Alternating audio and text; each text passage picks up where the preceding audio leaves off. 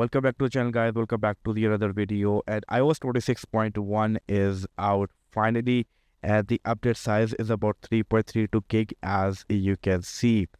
Now, this update includes a lot of new features that I'm going to talk about in this video. First of all, how you can install this update is quite simple. Get into settings, general software update, and you will see, make sure beta updates is off, and you will see the update, as you can see. Now, if you are running the RC version, will you get the update? On this device, I am running RC version, so let me get into the settings, software updates, and it is selected the iOS 26 developer beta. I'm not seeing any sort of update. Let me turn it off and see if there is any update for the RC people who were using the RC update, because many people were trying out the RC update.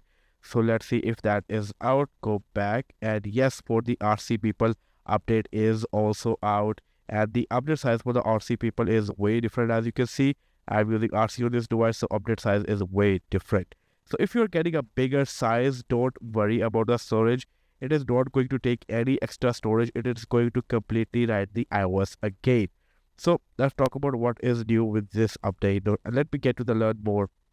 And the first thing, the biggest feature is definitely the liquid glass, the ability to change the liquid glass. So let me show you the biggest feature of this update is the ability to change the look of your device. So over here, as you can see, there is a new option, liquid glass. Now there are two different options available, clear and tinted one. Now this is how the clear one looks like. This is how the notifications for the clear one look like. If I change it to tinted one, this is how they look like, but they look way different in the light mode. So let me get to the light mode, and if I choose the clear one in the light mode, this is how they look like, pretty much same as the dark mode. But if I choose the tinted one in the light mode, they look way different. This is how they looks like. Now you can maybe say it feels like iOS 18, but not exactly. It feels like a bit of frosted glass, but this changes a lot. But yeah, this is what it is. So there's a finally setting available. If you want to choose this look, you can choose the clear option over here. If you want to make it look tinted, you can go for this. I'm not sure how much it is gonna affect the battery life. I will test out, but this is what it is. And since RC is out, honestly, I am using this tinted version from last so many days, because for some reason lock screen looks great on the dark mode tinted version. What do you think about this? Let me know in the comment section below. Now, talking about the next feature, now there is a live translation with airport support for Chinese, Japanese, Korean, and Italian. Also, when it comes to Apple Music, which I cannot show you because it is not available in my country, but Apple Music mini player swipe gesture to go to the next or previous track. So you can, on those mini player, you can do swipe gesture, something like this, to go to, next or the previous track. That is also available. Now, gain control is available for the external USB microphones when recording with the local capture. So that is also a thing. I will just do maybe a separate video about that. Now, manual workout logging is also available in the fitness app. So let me get into the fitness app, and now you can manually log the workouts by tapping on this plus button. You can select the workout, and there are a wide range of options available. As you can see, you can choose it, you can choose the duration and do all those stuff, and you can add them. You can also have the option to choose the distance. So this is something that you can now do. You can manually add workouts in the fitness app, which is also available. Now there are significant changes in the Photos app. So let me get to the Photos app, and I will be using this device as a comparison. Now, for example, this is one screenshot, and this is another screenshot. Now this is 26.0.1. You can see this is a whole screen of screenshot, but in 26.1, screenshot looks different. You can tap on this to zoom in and tap on this to zoom out. Honestly, I love this screenshot view, and it makes more sense, and it feels that this is exactly a screenshot. So this is another change. There is also another change with the video slider. So let me get to any video on my both of devices so I can show you the video slider. So this is iOS 26.0.1 video slider. As you can see, iOS 26.0.1, and this is the new video slider. As you can see, it looks way different. The UI is completely changed. So this is another change that is in the Photos app with the iOS 26.1. Yes, there are lots of changes here and there, which I really appreciate. Talking about the next thing, now you can do a one big thing that I appreciate a lot, and that is the ability to turn off the swipe to camera action. Now we can do that. Finally, we can do that. How you can do this? Get into settings, go to the camera section, go all the way down over here.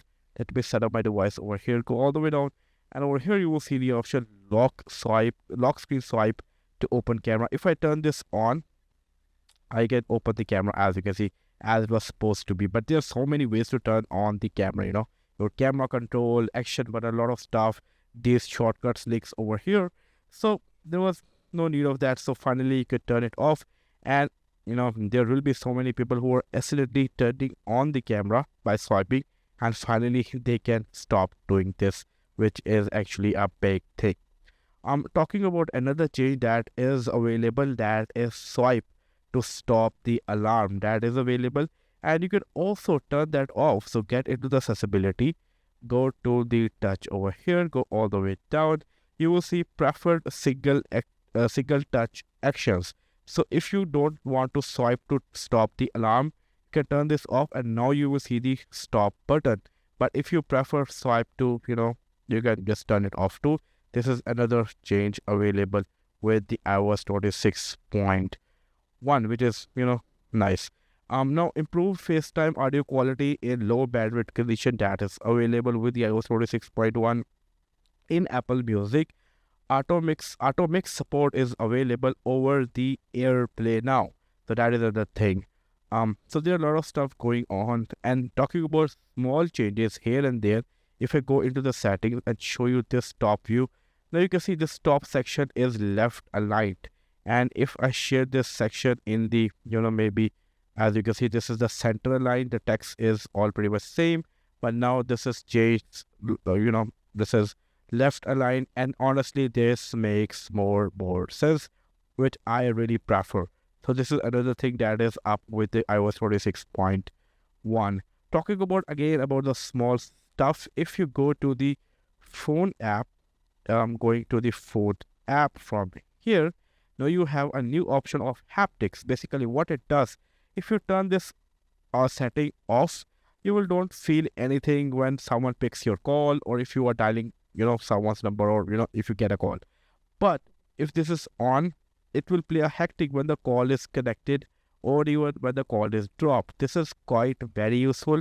It is a very small thing, but honestly it is a very, very, very useful thing, also available with the iOS 26.1. It's a great thing. I'm really happy to see this one.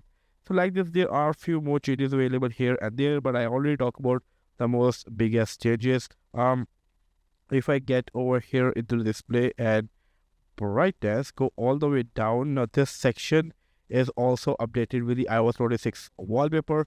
This section is also updated with the iOS 26 wallpaper, which is another change available with the iOS 26.1. So these are some of the features that are available. Also, if you go to your phone app, this is a liquid glass look, as you can see. This is a liquid glass look available. If I go and make it in a light mode, this is how the liquid glass gives you a feel. As you can see, the phone dial is also updated. For the comparison, let me show you the older one, how the 26.0.1 looks like, just for the comparison. This is how it looks like. As you can see, this is how it looks like, and now it is how it looks like. So this is also updated with iOS 26.1. So these are everything that is up with the iOS 26.1. Definitely I will be doing battery life review of 24-hour and more stuff. So yeah, that's all from this video. I hope you did this, and I hope to catch you guys in the next video. Until then, take care. Peace out.